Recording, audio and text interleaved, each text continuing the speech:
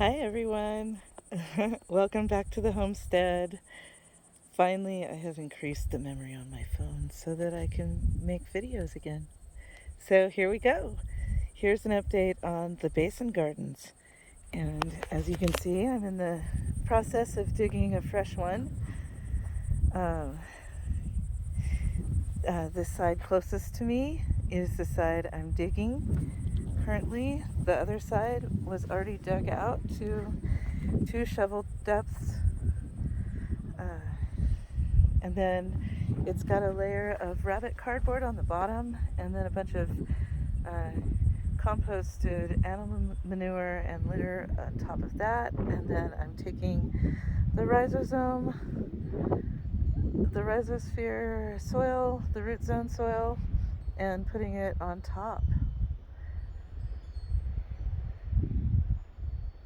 And so this is going to be mainly a peppers bed. I have a bunch of peppers started that need to get planted out. And the next one, this is all going to be water fed by this driveway.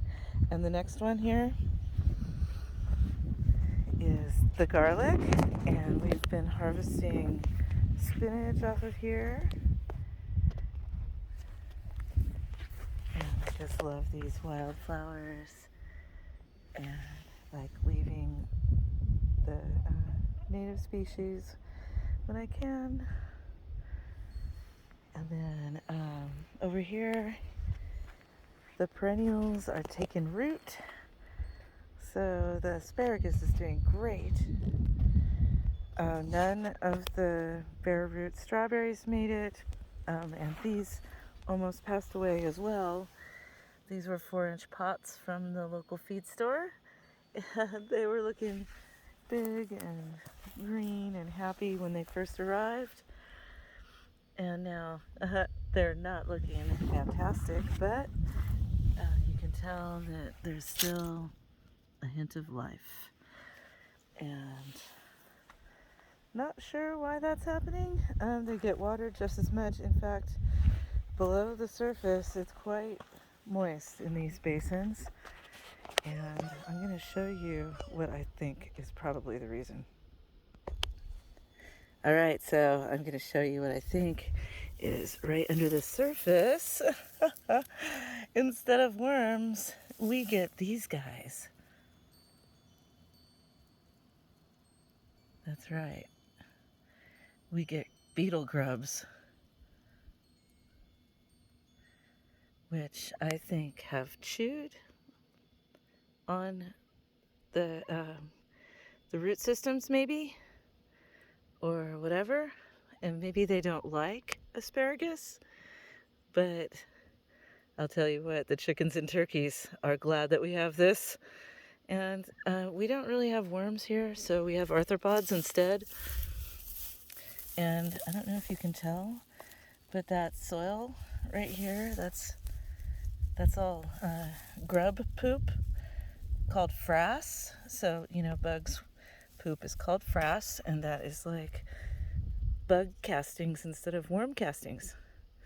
So we're not hating on those grubs, even though I think might have to clear the fresher litter away from plantings to avoid this in the future.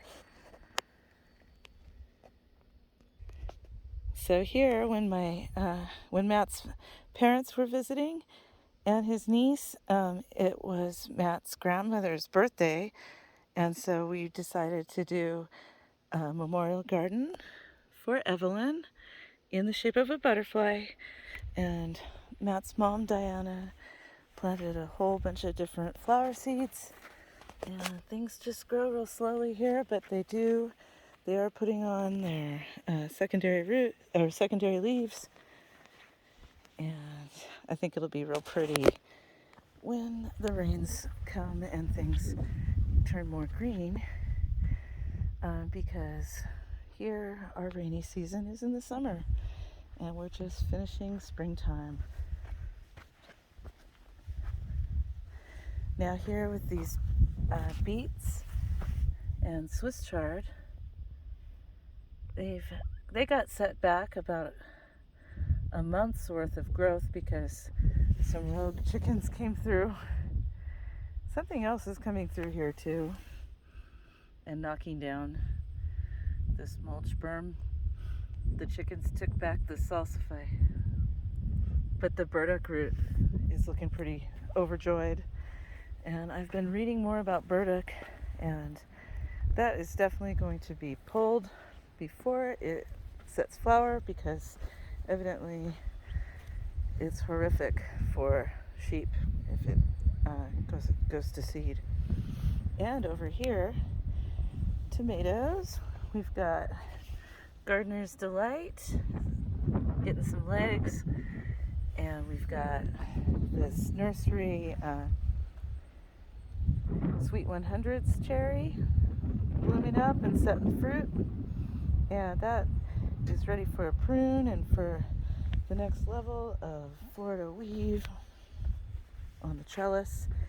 And I'm going to be pinching back the sweet basil. Got a nice Mexican oregano there, and there's space, and I have some starts for one or two more of the Gardener's Delight cherry tomato. And here's our new tree, the apricot. It's looking pretty happy, surrounded by some wildflower friends. That's a Zinnia grandiflora wildflower. And then I've got these tree holes going down the line here that I'm going to stick some pumpkins in when I get a minute. So that is the basin garden. Over here across the lane from the basin garden, Matt is developing this area where we were dumping animal litter, and he's got 3 furrows with like I think he said 75 corn, and then I think he said 25, so like 100 corn have been planted here, and they're just coming up. I can't really see the viewfinder due to the glare, but that's coming up, and he's been planting corn along with inoculated clover seed to kind of, do that support species companion planting. And over here in the rabbit garden, we've got a volunteer squash of some kind getting ready to flower. We've got some patty pans getting their first true leaves on them. And then these, oh man, so excited about these. We've already harvested 3 pounds of pods from these snap peas. Both this line of them from the rabbit garden and over there across the way in the yard is another long row of those. And as I think I've told you, I brought these seeds from our old place. It was like the 3rd generation that I had propagated, and they're from 2021, and I wasn't sure what the germination would be like. Turns out awesome. Like, I would say 99% germination. The only reason some are missing is because critters took them out. Now this here's another volunteer squash, and it's already setting female flowers. I don't know if you can tell, but not sure which kind since it's a volunteer. And it's been so fun watching these volunteer sunflowers start to get tall. And down below I stuck a sweet potato, and hopefully some slips will come off of that. I had planted a bare root blackberry here, and that was a no-go. Some garbage from Lowe's. Here's these snap peas. These things are just so much fun.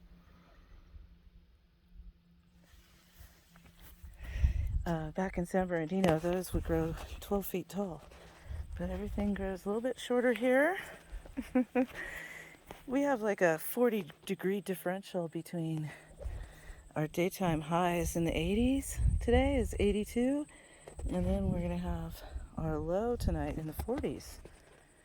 And it is humidity of 9% and UV of 10. So like 82 degrees is not very hot, but those conditions are very intense. We're all getting dark farmer's tans. Now this right here is the pecan tree that one of the most expensive plant purchases. Bought 2 of these last early spring before the frost had even broken, and then they overwintered this winter in the rabbit barn, and we thought they were probably dawners, but this one started leafing out, so we popped it in the ground here. And this little circle is going to have some plants around it, and then I'm going to build a bottle bench, like a bottle wall seat around it. Hello, white rabbit. Very cute.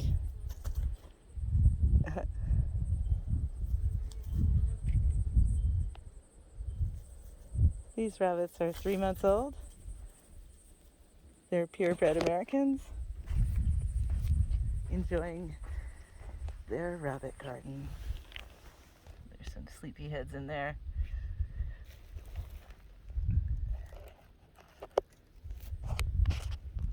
There's a blue one. Hi, bunnies. It's siesta time for most of the animals. And over here is another feature I've added, but right now it's not running because I drained it. I have to have a new solution for keeping the whiptail lizards out because they don't know how to climb out on the branches. And so sadly, some of them ended up in the compost. But the backdrop is going to be sunflowers and the red amaranth and giant marigolds. We get some birds coming and landing and having a drink. And we have a solar fountain pump. So that's real nice, and I can watch birds from inside. Now here is a new plantation of lots of different cucurbits. So I believe we've got more patty pans planted here, and then there's some sunflowers, and then there's I want to say buttercup squash pumpkins, plus some Marketmore seeds that I propagated once again back at the old place in 2021. And then let's see, we've got zinnias planted, and pink banana squash from this year, and I'm drawing a blank, but we also have nasturtiums here, and I think one other kind of squash or melon. And then over here, this was worked last year, so it actually has a lot of amendments in this bed. We've got melons coming up. The leafcutter ants are doing their thing, destroying things that are coming up, but I hopefully planted enough that we'll still get some. So these ones are watermelons. And then I planted a row of yellow wax beans right along the top, and those are starting to pop up right next to the volunteer sunflowers, which I'm really enjoying finding everywhere. And in this herb center, I doubt that the basil will come up, and I planted cumin as well. I don't know. Never grown that before. Excuse me, a fly was going up my nose. But the mint is doing good, and check out that thyme is in bloom, and sage, and of course amaranth and sunflower volunteers. And then over here, excuse me, more melons are coming up. And I also planted Thai basil in and amongst things. There's a giant marigold, and there's a few more melons popping up between the comfreys, and I'm figuring those can just trail across the ground. Can put a lot of litter on the ground. Over here, we've got this wild lettuce. We've got more volunteer sunflowers getting fat. And then down below, watermelon seedlings popping up, and a cucumber, market more. And then over here, there's this interesting wildflower and the grape. And over here, I harvested about a pound of radishes already. And then the celery did nothing. Got a beautiful spectacle plant, wild spectacle plant. Oh, that's another, that's I believe some kind of vetch. And then here is the narrow leaf 4 o'clock wildflower. Excited about that. And the white daisies are everywhere. Still got some tumbleweeds to take out. Over here, yeah, like I said, the celery didn't work. The calendula volunteers from last year are popping off. And then we do have a few little baby fennels along the outer ring. Little fennels here and there. And then some dill and some cilantro and dill. For some reason, the Arabs like it better over here. And fennel, and fennel is an attractor for ladybugs. I've seen a few rogue ladybugs out here, so I'm hoping more will come for the dill and fennel. And that right there is Swiss chard gone to seed, going to seed, and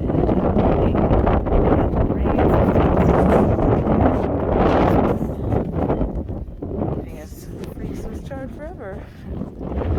And as I come around, this was high hopes for an artichoke crescent.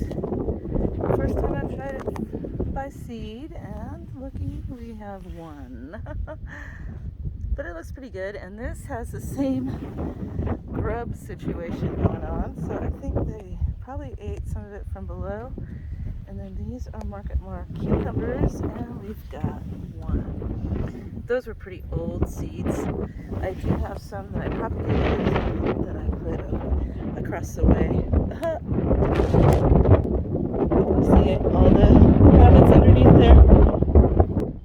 Yeah, I planted some of the Market More seeds that I propagated over there, and this was from the original seed packet.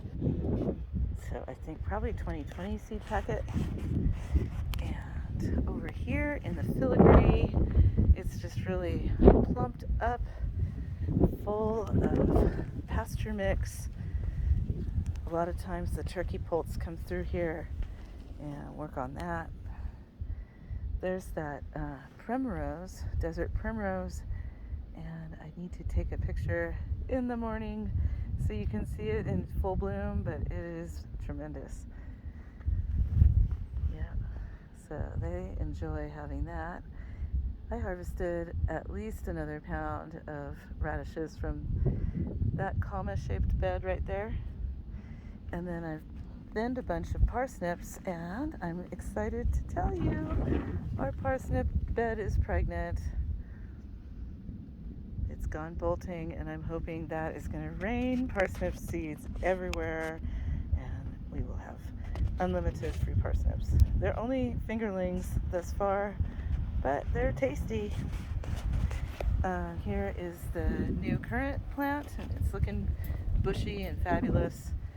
Oh, and here is one of the stars of the wildflower display. These just fill up the acreage. And luckily, sheep love to eat globe mallow.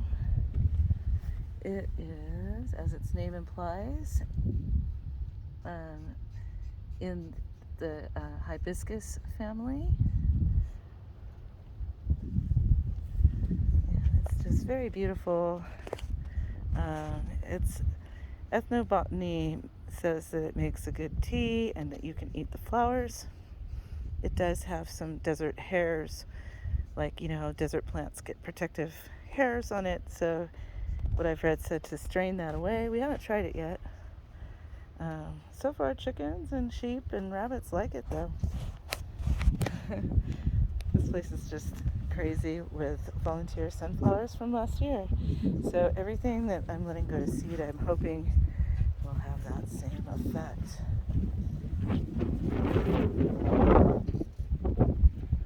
So that is the rabbit garden. Oh, I almost forgot to mention that this pasture mix at the willow basins here has completely gone to seed now, and so there we go. So we can grow our own orchard grass, and this is alfalfa, and then there's ryegrass.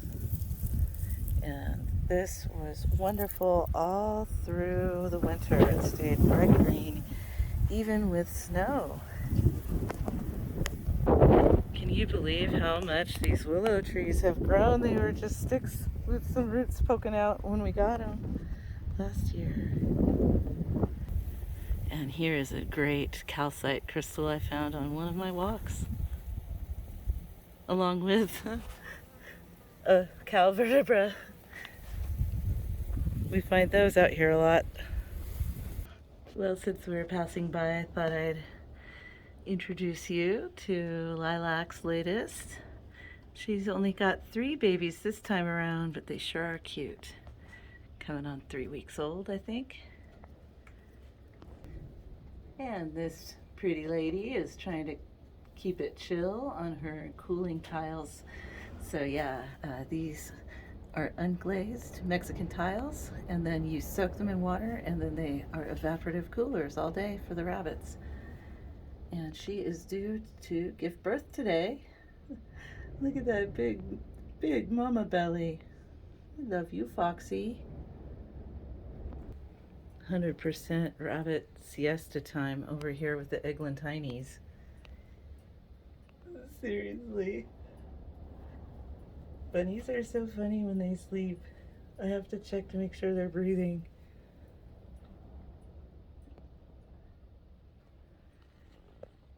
This is one of the sweetest batches ever. And I love that they came in a nice grayscale. I sure would like to find these ones homes. They're really nice rabbits. Some of the friendliest, sweetest, and cutest. As I come around the corner, I see kittens and their mama playing in the garden junk. And this is a new Russian olive. We're going to be planting tree fodder around the sheep kennels and propagating it from the master plants so that we will have perennial sheep fodder right at their little nibs. Very cute kittens. And up here are some of our starts that I need to get into the ground. We've got Gardener's Delight and marigolds and tomatillos and some willows that we're trying to start from our willow tree. And we got a Siberian elm from a local lady. And those are also tree fodder for the sheep. Okay guys, here we come into the yard and the onion field. Wow, wow, wow. I think onions take 120 days. And we planted these in early March. And we're starting to see some bulbs developing on some of these babies. And I've picked a couple ramps off of them, so they're starting to come to maturity. Yay, onions. Here's the other snap peas, and it is interesting. I think wherever they naturally... Oh, Matt just started up the tractor. Yep, we'll talk more about that later. As I was saying, right, Brisket? As I was saying, the snap peas where they attach to the trellis seem to do much better. I think they must do some sort of hormone, but I had to tie them to make them lean the right way because of the wind. Luckily, we're being blessed by a pretty still day today, even though the forecast said it was supposed to be quite breezy. But springtime is our dry, windy, and warm season. Now here are Matt's cornholes, as we endearingly call them. And so these corns are planted with nitrogen fixing clover. They're basically kind of a modified Three Sisters. Those three had a crookneck squash planted, but it didn't come up. Those were old seeds from 2019. I went back and I planted new seeds that we're waiting on. It's going to be kind of a multi-zucchini patch. So this one has the Sure Thing hybrid zucchini. We're not planning on seeding seeds this year from those, from any zucchinis, since they're going to mix and match. Or, maybe we will. But anyways, there's another Sure Thing in with the corn. And then over here is a pretty developed one. So there's 3 different types of zucchinis planted out here with those cornhole zy pits, Three Sister beds, you name it, however you want to call it. And down here, I'm filming this blind, sorry about my shadow. I've transplanted some sweet pepper starts. These shelling peas did not pan out. The birds came and got them, but I've got some pretty decent looking sweet peppers, and then some German stripe tomatoes, and then these kind are like a miniature Roma plum paste tomato, and they're getting quite bushy. And then over here, Puebla peas that the birds ate. And then I've got Cherokee purple tomato starts. And we're crossing our fingers and praying that those are going to do well, because they're looking a little bit rough. Yeah, so these La Puebla peas, the birds just tore them up. And then these are Bisbee gray cow peas, the only ones, and they're alive. And the birds didn't peck them. They don't look that great though, do they? And so that is the yard garden. On this side of the yard garden, we did run the sheep through here on both sides of the fence. And now you can see they're out there having a graze.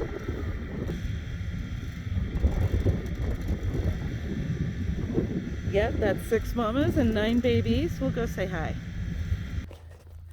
Hi, little sheepies. Hi, Mrs. Robinson. Look at all the babies. Mrs. Robinson, your babies are getting quite large. Beautiful. So they move in this pasture, in their paddock, every day they go to a new spot.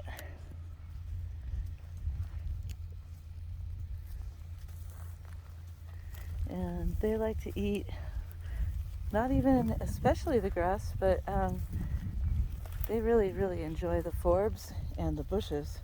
Right now they're cleaning up the grama grass. We got rain last month, almost exactly a month ago, and things greened up a little bit, but things really don't get going until the monsoons start. And today is officially the first day of monsoon season, and we'll see what we get this year. And we're just hoping our pasture gets nice and green and full. And now that this group of mamas and babies is pretty well trained, oh hi Hui, is pretty well trained to following the red bucket in and being content to stay in the netting, then we'll be able to go out the north gate and take advantage of the rest of our acreage. All right, everyone. I'll have updates for you on the container and on the tractor and that sort of thing. Sometime in the future, I've been trying to just take clips and then we're going to have to put it together so it makes some kind of sense. But that is in the works. It's really nice to be able to take a nice long video like this for you now that I have memory on my phone again. So silly. All right. Cheers and blessings. Bye-bye.